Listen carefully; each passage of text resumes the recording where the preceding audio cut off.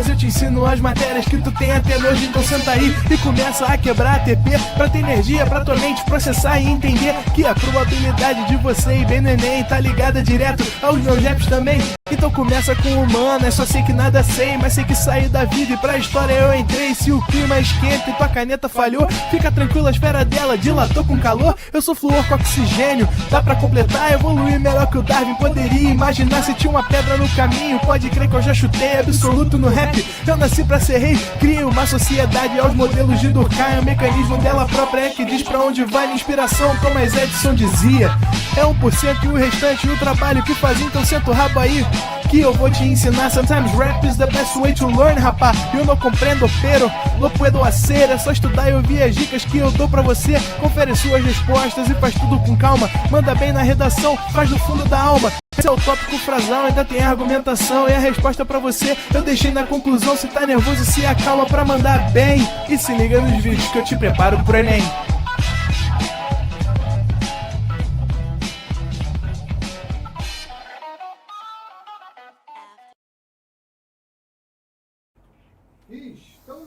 Estamos online, David? Estamos ao vivo, estamos online e hoje quase que o inimigo me venceu. Mobilidade urbana do Rio de Janeiro tá, ó, pela hora da morte. Deu 5 horas, ninguém se movimenta mais nessa cidade. Quase que cheguei atrasado, porém a vitória é sempre dos mais fortes. Eis-me aqui ao vivo e a cores. Vivão e vivendo, não é isso? Para darmos seguimento à nossa preparação de redação. Peço desculpas a vocês pelos minutinhos aí de atraso, foi porque realmente foi uma correria agora no finalzinho da tarde.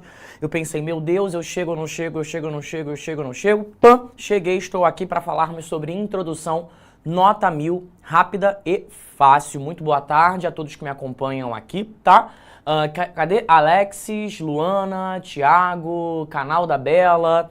Enfim, a todos que já estão aqui ou que ainda estão chegando, vamos puxar as nossas cadeiras, os nossos bancos, para ficarmos confortáveis para mais um encontro de redação. O Enem se avizinha, bate a nossa porta, indicando que quer entrar. A contagem regressiva já vai acontecendo na cabeça desse futuro pré-vestibulando, aliás, futuro pré-vestibulando não, né? Futuro vestibulando. Espero que vocês estejam bem. A Rita, Bruzi, Maria Agostinho, Iona, Thalisson, Carol e por aí vai. Não estava dormindo, estava vivendo as agruras do trânsito caótico nessa cidade do Rio de Janeiro. Qual é a ideia da aula de hoje?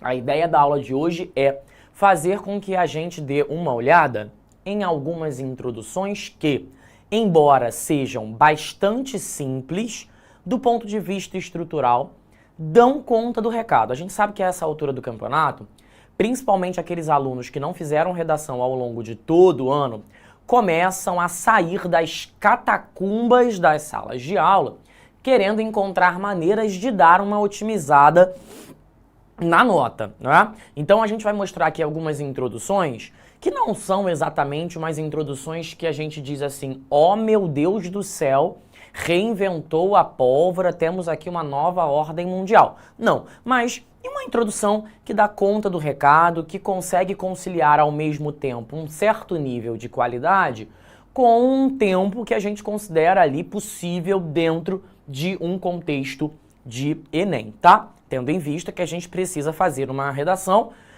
um intervalo de tempo que seja satisfatório. Não adianta você fazer uma redação incrível se você leva 2 horas e meia para a sua produção. Vamos dar uma olhada primeiro nessa daqui. Você percebe que já é uma introdução um pouco menor em comparação às introduções que a gente vem vendo em outros encontros, porque é isso, ela é rápida e fácil. Portanto, a gente não pode ter uma introdução tão longa assim, justamente porque aí a gente não vai ter uma introdução tão rápida assim também. Tá? Vamos lá. A lei número 11.942, sancionada em 2009, o tema aqui é gestantes em situação de cárcere. A gente sabe que o sistema prisional brasileiro sofre com vários problemas diferentes. E se, para a população masculina, os problemas já são urgentes e flagrantes, para a população feminina, isso é ainda mais urgente. Afinal de contas, mulheres têm demandas específicas em relação aos homens. Mulheres menstruam, então a gente precisa cuidar da saúde menstrual dessa mulher. Eventualmente, essa mulher pode engravidar na própria cadeia, afinal de contas, essa mulher também tem visita íntima. A mulher pode entrar na cadeia já grávida, então o Estado precisa pensar em maneiras de conseguir atender a essa mulher, né? Então ele precisa encontrar formas de fazer com que essa mulher não tenha a sua vida colocada em risco, tampouco a vida do seu futuro filho, certo? A lei número 11.492, sancionada em 2009, prevê a garantia de atendimento médico à gestante em cárcere no período pré-natal, portanto, antes do parto e no pós-parto. No Brasil, entretanto, inúmeras violações são cometidas em relação a essa parcela da população, como violência e discriminação. Desse modo, convém analisarmos as principais causas e consequências dessa problemática. Reparem que o aluno, ele é bastante direto. Ele não é um aluno que se dedica tão lentamente assim a fazer uma introdução mais encorpada, a fazer uma introdução mais robusta. Veja, gente, o propósito da aula não é fazer aquele aluno que já escreve de um modo mais extenso e detalhista, reduzir a sua qualidade. Não. Se você faz uma introdução mais extensa, mais detalhista, mais encorpada, você pode manter esse fluxo, até porque se ela for mais extensa, mais detalhista e mais encorpada, é ainda melhor, você cria uma introdução ainda mais sedutora. Agora, se você é um cara que está completamente perdido como um cego em tiroteio, sem ter para onde ir e a quem recorrer, introduções mais rápidas, mais práticas, podem dar conta do recado. Aqui eu tenho uma introdução que dá conta do recado. É uma introdução extremamente sedutora, cativante, convidativa? Não exatamente, mas é uma introdução que faz aquilo que é preciso fazer. Num primeiro momento, o aluno recorre à Lei 11.942, que foi sancionada em 2009 e que prevê a garantia dos direitos da gestante. Num segundo momento, ele transiciona para a realidade brasileira, mostrando que há muitas violações no sistema carcerário brasileiro, para num terceiro momento dizer e afirmar que conduzirá o seu projeto de texto se baseando em causas e consequências. Então você vê aqui que o aluno leva poucas linhas, faz aquilo que precisa fazer, sem a necessidade de grande demora. E aí você precisa olhar para dentro de si e pensar: quem eu sou? Eu sou o cara que está desesperado? Eu sou o cara que começou a fazer redação há um mês e que, portanto, preciso agilizar a minha preparação? Bom, uma introdução nesse pique vai dar conta do recado. Agora, eu sou um aluno que já venho há alguns meses fazendo redação em fevereiro, março, abril, já faço uma introdução mais completa mesmo, né, com uma musculatura maior. Nesse caso, eu não recomendo que você baixe o nível da sua introdução para se equiparar em relação a essa. Você já alça voos maiores, portanto, não tem terror nenhum, tá? Você pode perfeitamente se manter no ritmo em que você já está. Então agora é a hora de você fazer esse autodiagnóstico. Quem é você na fila do pão? O desesperado ou aquele que vem dando conta do recado, tá? Eu acho que esse tipo de introdução, ele atende muito bem aquele aluno que já está um pouquinho mais perdido, que quer dar uma acelerada, que não fez tantas redações assim quanto nós imaginávamos. Tudo bem? Alguma pergunta por enquanto? Bom, eu já vi que algumas pessoas aqui estão se identificando como desesperados, né? E os argumentos dessa introdução, pergunta Lívia. Gente, essa é uma pergunta que a gente vem vendo aí há algumas semanas, né? Todas as vezes que eu mostro uma introdução e que essa introdução não apresenta os argumentos, o aluno fica com a sensação de que é uma introdução falha. Lívia e qualquer outro aluno que eventualmente esteja aí refletindo sobre isso. O aluno aponta para causas e consequências. ele não cita os argumentos, mas ele orienta o projeto de texto. E ele orienta no sentido, ou ela, né? Orienta no sentido de dizer: tratarei de causas e consequências. Agora, se serão causas no D1 e consequências no D2, ou se será uma causa e consequência no D1 e uma causa e consequência no D2, quem viver verá. Teremos que esperar um pouco para podermos de fato conhecer a redação desse camarada e aí sim entender qual foi a organização textual selecionada por ele. Por enquanto, nenhum problema, tá? O texto está caminhando como poderia caminhar, certo? Para quem gosta do tema, enfim, para quem gosta do assunto de uma maneira geral, eu deixo aqui recomendado, aqui ó, Olivia, tá vendo? Causas e consequências, percebe? O aluno vai organizar o seu texto entre causas e consequências. Acho muito interessante deixar como trabalhinho de casa, de fato. Assistir Carandiru, eu acho que eu já falei isso aqui em outros capítulos. Quem não assistiu Carandiru tem que fazer isso. Lista de filmes imperdíveis. Carandiru conta a história de um presídio com muitos pavilhões que vivenciou uma cena histórica triste em que mais de 100 presos foram mortos. Não posso contar aqui a história inteira porque vai demandar muito tempo, mas se você não assistiu, deixa na sua listinha de filmes a serem assistidos porque vale muito a pena.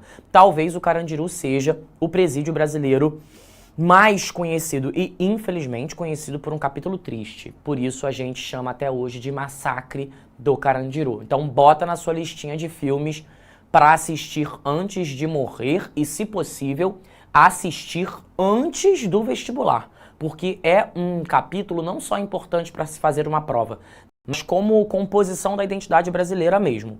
Além disso, tem um livro muito interessante de uma autora chamada Nana Queiroz.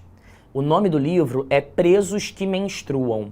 A Nana Queiroz, ela faz um passeio, se é que eu posso chamar assim, por algumas penitenciárias femininas. Ela entrevista essas presas, consultando-as a respeito das agruras, das dificuldades, das dores, dos problemas vivenciados por mulheres dentro do ambiente do cárcere, não é? Longe daquele discurso de que pessoas que estão presas merecem a morte, merecem sofrer, merecem penar, esse desejo sadista de fazer com que as pessoas sofram tanto quanto for possível. Não. Dentro de um olhar humanitário, entendendo que um sistema prisional deveria ser responsável pela reabilitação do sujeito e não pela piora do sujeito. Hoje o que nós temos no Brasil é um sistema prisional que visa o sadismo muitas vezes e que preza pela violência contra esse prisioneiro. Resultado desastroso. Esse prisioneiro volta à sociedade, não se reinsere e grande parte das vezes reincide. Não é isso? Ou seja, comete novamente os mesmos crimes que os levou até os mesmos crimes que o levaram até um contexto de prisão, ok? Então, vale a pena. Carandiru, filme e livro Presos que Menstruam, da Nana Queiroz. Fica aqui a minha dica. Vamos dar uma olhadinha em mais uma introdução? Aqui o tema é sobre desaparecimento de pessoas no Brasil e já que hoje eu estou recomendando o repertório, deixarei também um repertório para este tema. Eu não sei se vocês gostam de documentário, eu amo documentários, gosto muito de assisti-los e há um documentário na Globoplay que eu diria que é, se não o melhor, um dos melhores documentários que eu já vi na vida. Eu acho que top 3, assim, documentários... E olha que eu já vi muitos documentários bons, mas eu diria que esse é top 3. Se chama O Caso Evandro, tá? Pra quem gosta de jornalismo investigativo e... sobretudo jornalismo investigativo. E para quem gosta de uma história bem contada, uma história que te deixa tenso, mas também tem drama, e ao mesmo tempo é uma história real, Bom, depois que eu assisti o caso Evandro, eu queria não ter assistido para poder assistir de novo e ter a mesma surpresa.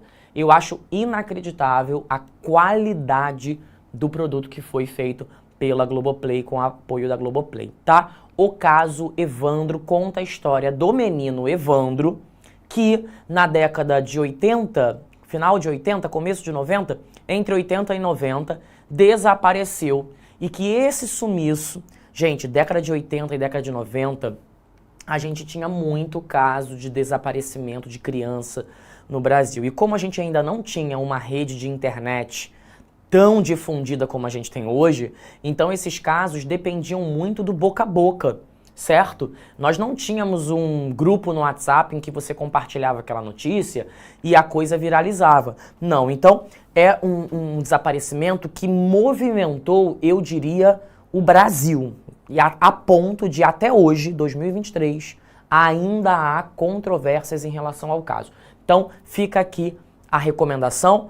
O caso Evandro está presente lá na Globoplay. Na Netflix ele não está lá, tá? É Globoplay obrigatoriamente. Se você assistiu e você não gostou, o problema está em você. Aquela, né?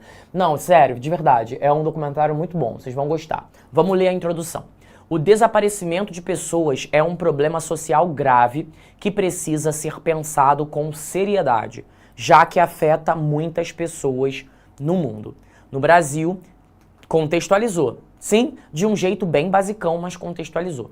No Brasil, crianças, jovens e adultos desaparecem todos os dias. E a maioria dos casos não é, infelizmente, investigada como deveria. Fez a transição. Tendo isso em vista, é possível afirmar que a falta de tecnologia na investigação de casos, problema número 1, e a subnotificação dos casos, tem uma leve repetição de palavra que causa certo incômodo, são problemas graves a serem superados. Reparem aqui, e antes que me perguntem, porque eu sei que alguém já vai perguntar, David, cadê o repertório desta introdução? Não existe. Eu estou falando de introduções rápidas e fáceis. Essa introdução não tem repertório. E aí, tudo está perdido? Não, nem tudo está perdido. O sujeito tem mais 25 linhas para colocar o repertório. Como é uma introdução rápida e fácil, ele decidiu não colocar um repertório. E aí vai um pouco também da sua decisão enquanto argumentador de adotar a estratégia que você considera que faz mais sentido dentro daquele contexto. Sim, mas aqui não tem realmente um repertório. Se o aluno tivesse visto o caso Evandro, de repentemente, por que não inserir esta obra aqui, certo? A Tamila, ou Tamila, eu não sei exatamente como pronunciar o seu nome, você me perdoa, por favor, diz assim: boa tarde, na tese não estaria errado pelo fato de estar no plural, visto que o D1 vai tratar apenas de uma causa? Não, olha só. Se o aluno decide fazer um planejamento de texto em que no D1 é só causa e no D2 consequência, ele pode apresentar mais de uma causa no D1. É o que o David recomenda? No geral, não. Eu realmente acredito que a concentração numa causa, o foco nela, até que ela possa ser trabalhada o máximo possível, eu, como argumentador, prefiro, acho o caminho mais seguro.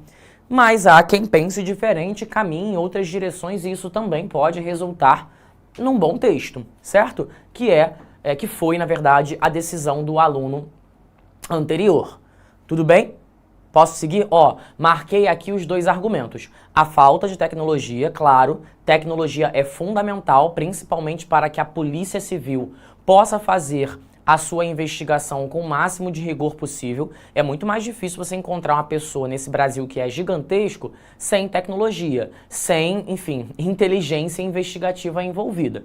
E a subnotificação dos casos. Acabou saindo aqui um traço fora da linha, mas a subnotificação dos casos também é um problema, porque muitas vezes, quando as famílias não denunciam oficialmente o caso à polícia, isso não vira número. E se a coisa não vira o número, você tem uma ideia falsa a respeito da dimensão do problema.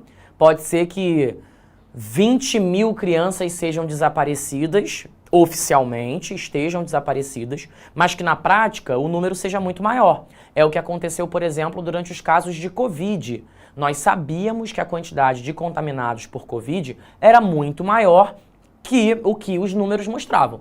E isso tem várias explicações. Uma delas, o fato de que não havia teste para todos. Não havendo teste para todos, como é que se pode comprovar a existência de um contaminado? Se não se pode comprovar a existência, ele não existe. Se ele não existe, como as políticas públicas serão construídas? As políticas públicas são construídas com base na realidade de um fato. Se você tem uma ideia de um fato que é diferente do que realmente é, as políticas públicas tendem a não atender à dimensão e à complexidade daquela realidade.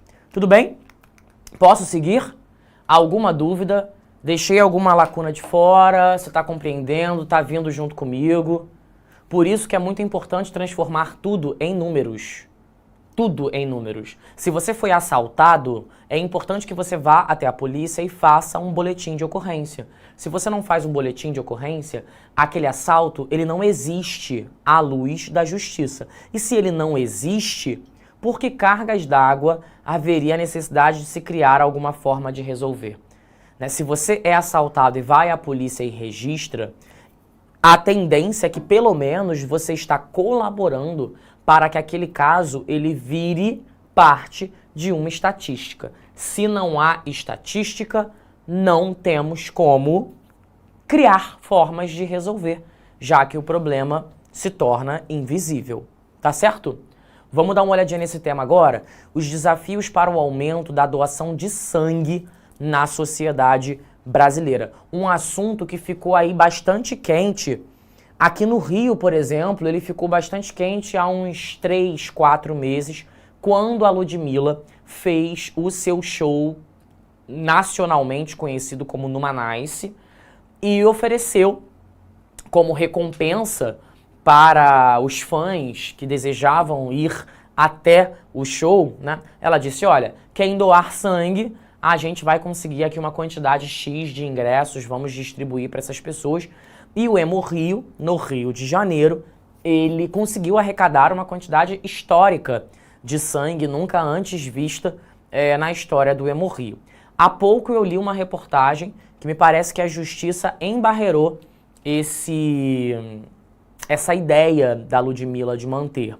Né? Segundo a justiça, isso colocaria sobre a doação uma certa recompensa e que isso feriria princípios éticos e legais da doação de sangue.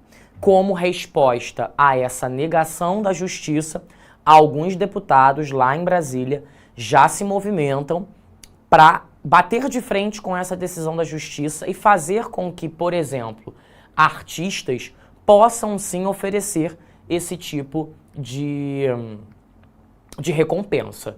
Bom, pelo que eu tô vendo aqui, algumas pessoas estão criticando Ludmilla, quem escuta Ludmilla.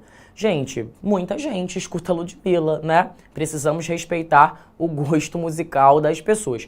O fato da gente não se agradar em relação a um artista não faz com que esse artista não seja um artista, né? Precisamos perder um pouco a esse olhar etnocêntrico e um pouco até intolerante. Então, com todo respeito a todos os artistas que fazem a sua arte, né? Você pode não gostar, mas, enfim, não podemos ignorar o fato de que essas pessoas são muito importantes, sobretudo a Ludmilla, né? Que é uma mulher negra que conseguiu um espaço de ascensão social por meio da música e que dialoga com uma população aí bastante importante. Isso não te obriga a gostar da música, né? Mas reconhecer que ela tem sim a sua importância enquanto construidora da identidade nacional, quer você queira, quer não. Vamos ler a introdução. A doação de sangue é um ato de humanidade, já que favorece a vida de pessoas que muitas vezes não são nem mesmo conhecidas pelo doador.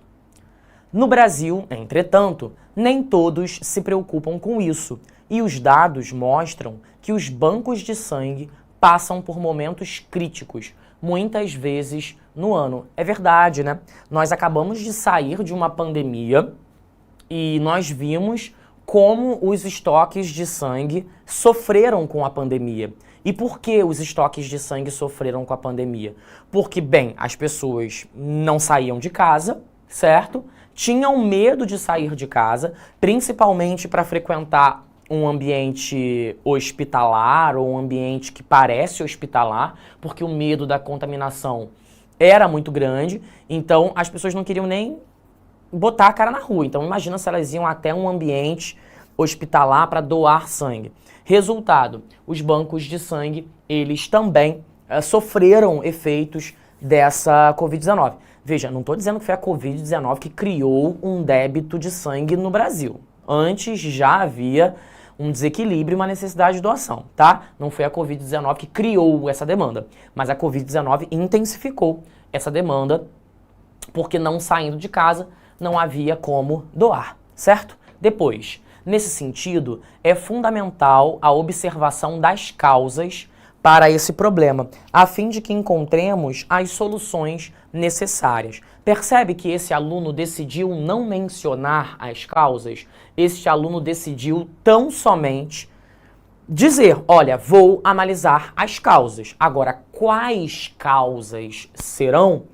Isso é um mistério, né? Isso será mostrado à medida que o texto for progredindo e à medida que o leitor for, de fato, fazendo a sua leitura. Nós não sabemos ainda quais são as causas, tá? Eu acho que Covid-19 pode ser uma menção, eu acho que a tentativa da Ludmilla de favorecer ali também pode ser uma menção. Quem não sabe o que aconteceu no Rio de Janeiro, vale a pena pesquisar, joga lá no Google Numanice, Rio de Janeiro, Ludmilla, para você acompanhar um pouco do que aconteceu. Me parece que no momento está embarreirado pela justiça, tá? Essa iniciativa da Ludmilla. Vamos ver se lá em Brasília os deputados vão conseguir transformar isso em lei, né? Se ficar comprovado que não é ilegal, não é antiético, que não causa risco, vai passar. Mas se os deputados entenderem que a medida adotada pela Ludmilla pode acabar comprometendo e criando certa relação de compensação, pode ser que ela não passe, e aí a Ludmilla e outros artistas que decidirem fazer algo semelhante não poderão, é claro, fazer o mesmo, tá? O que mais que a gente tem de pergunta? Tem mais coisa, diretor? Tem só essa daqui? Gente, eu sou uma piada pra vocês, nada do que eu tô dizendo é interessante.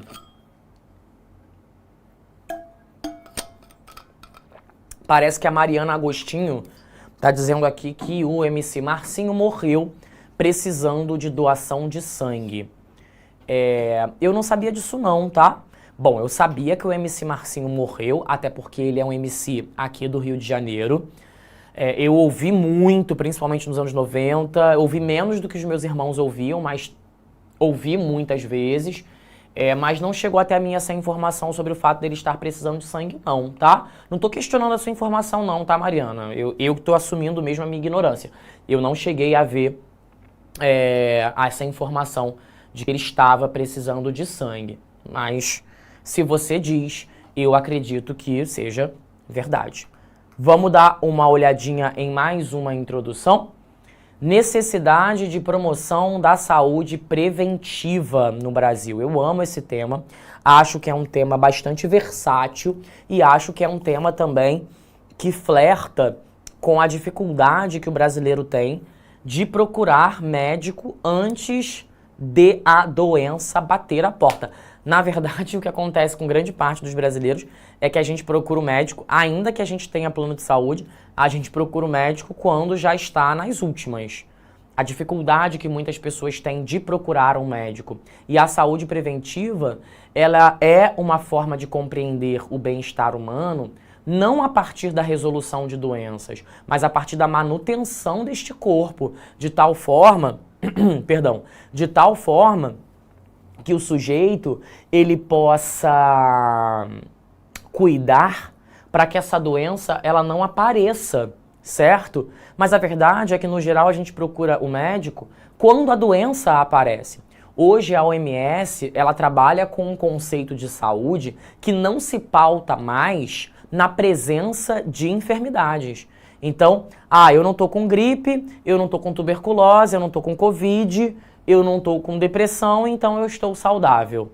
Não necessariamente. Numa leitura mais ampla do conceito de saúde, não ter doença é apenas um critério para que você tenha saúde.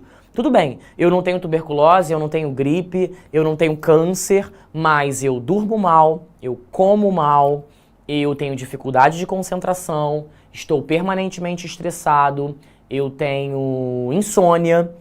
Veja, se tudo isso está acontecendo na minha vida, já é um motivo para alerta. Você não está saudável, portanto. Em última instância, se nós aplicarmos esse conceito de saúde de uma maneira bastante rigorosa, quase ninguém está saudável. Certo? Porque a gente naturaliza tantos problemas, assim, a gente acha normal comer mal, dormir mal, se concentrar pouco, ter pouca qualidade de vida, que quando a gente começa a entender que ter pouca qualidade de vida é sinônimo de um corpo não sadio, a gente chega à conclusão que no fim das contas são poucas as pessoas que estão sadias, certo?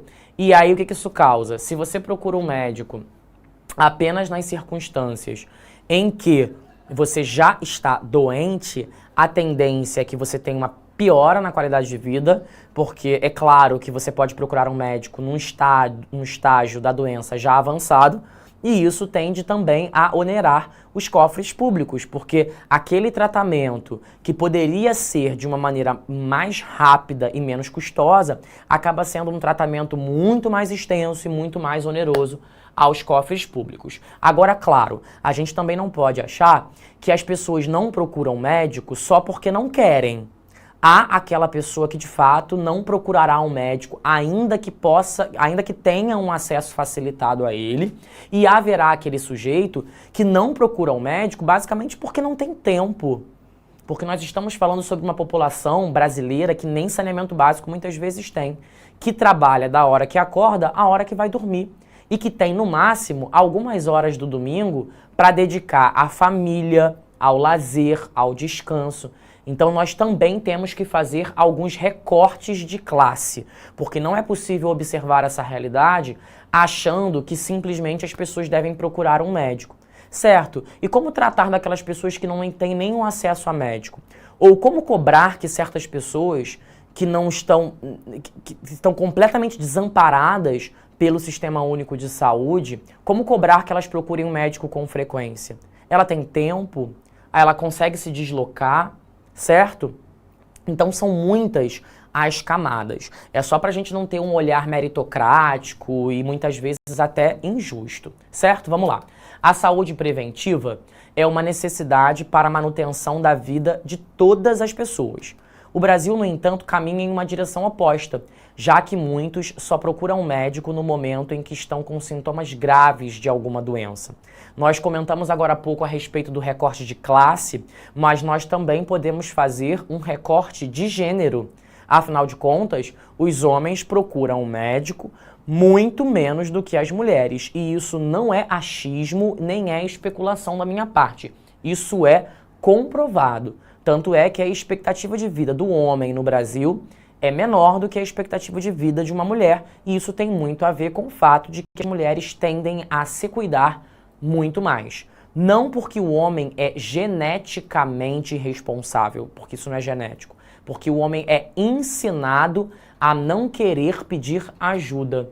Como é custoso para um homem procurar um médico e dizer que está precisando de ajuda, porque o patriarcado trouxe como uma herança nociva a ideia falsa de que homem não adoece, de que homem não chora, de que homem é viril, ele é invencível, ele é indestrutível. Portanto, procurar um médico atacaria essa ideia estúpida de que homens não precisam de ajuda. Portanto, o machismo, que é muito nocivo às mulheres, ele também vai resvalar, inclusive, sobre os próprios homens, que muitas vezes descobrem doenças em estágios super avançados, justamente porque procuraram um médico de forma tardia.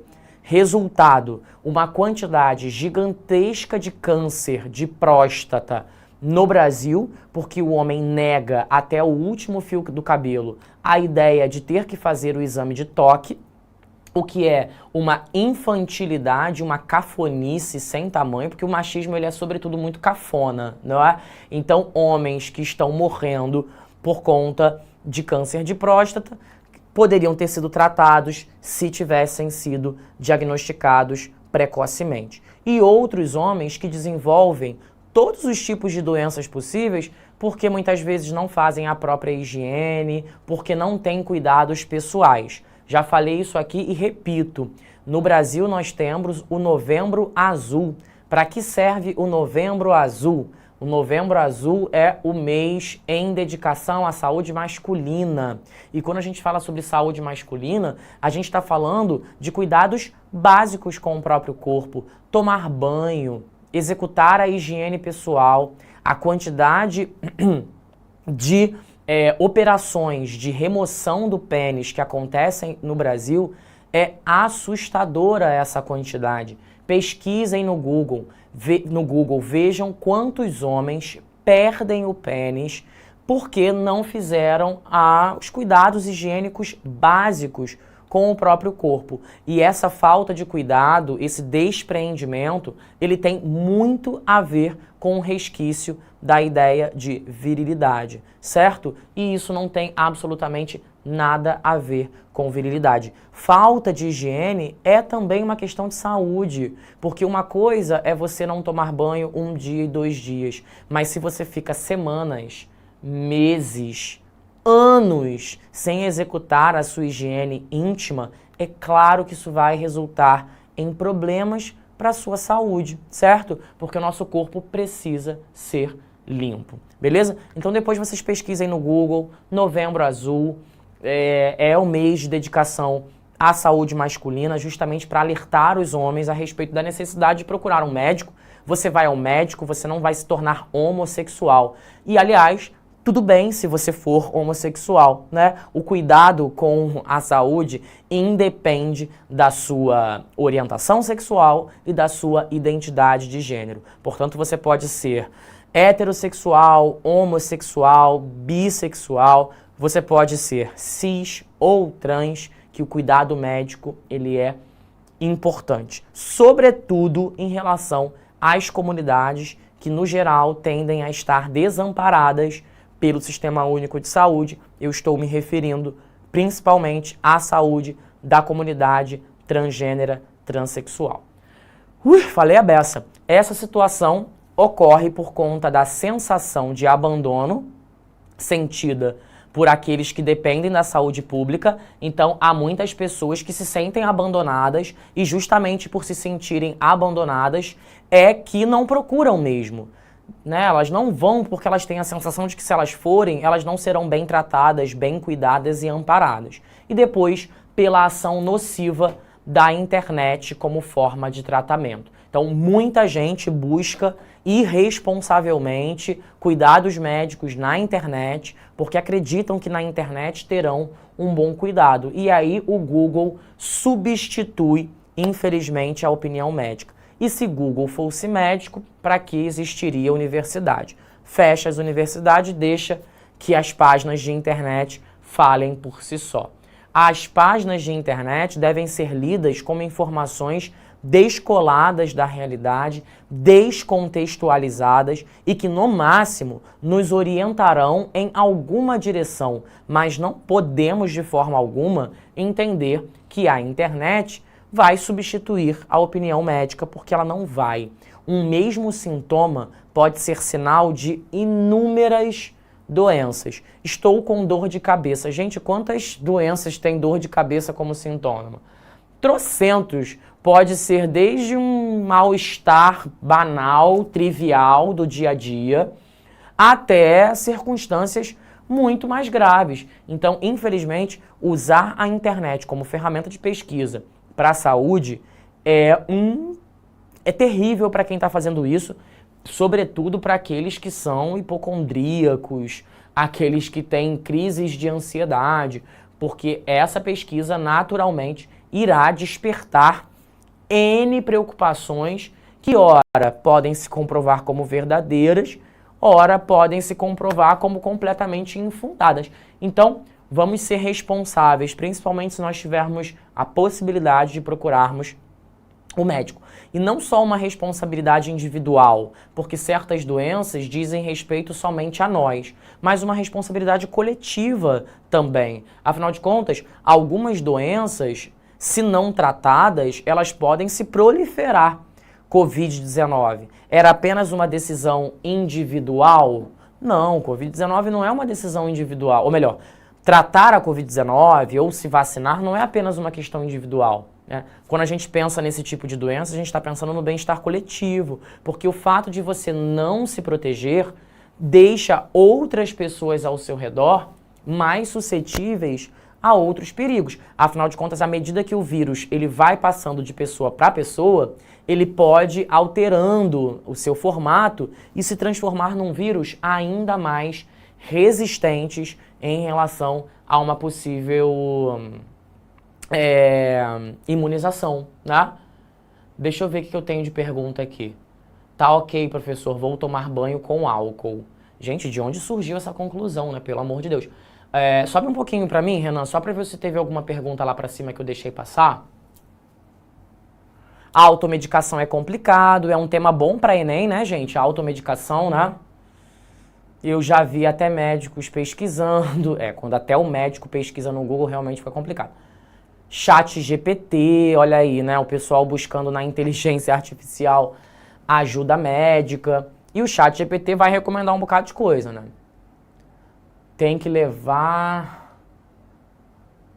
O pessoal fala umas coisas, gente. Cadê?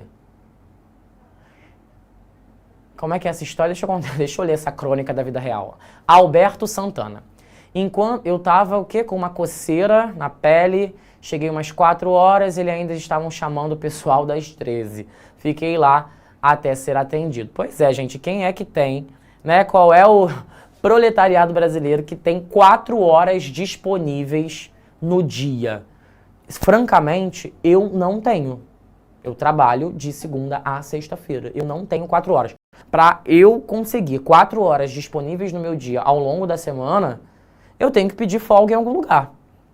Pedir folga em algum lugar significa ter uma quantidade menor de dinheiro, que para mim, para a honra e glória do Senhor, não causará tamanhos problemas. Mas, gente, um dia descontado do salário de um sujeito que ganha um salário mínimo faz absoluta diferença. Então, não vamos subestimar o problema do outro. Ah, não tem como tirar um dia para ir no médico? Não, não tem como tirar. Porque que graças a Deus tem uma condição de vida razoável, não consigo tirar um dia. Você imagina a diarista, que se perde um dia de trabalho, R$200 a menos, R$100 a menos. R$100 é o almoço dos filhos amanhã, certo? Então vamos nos deslocar desse umbigocentrismo para entendermos o Brasil que é real, né? E o Brasil que é real não é exatamente o Brasil que está ao redor das nossas bolhas, tá? Eu havia adiantado o meme, mas agora eu retomo o meme e nesse clima de descontração, de sedução, de envolvência e alegria é que eu vou ficando por aqui. Espero ter colaborado com essa sua tarde. Um grande beijo no seu coração. Enem tá chegando, ele é forte, mas nós somos imbatíveis, certo? Um grandíssimo beijo e outro abraço. É ótimo estar com vocês e brincar com vocês.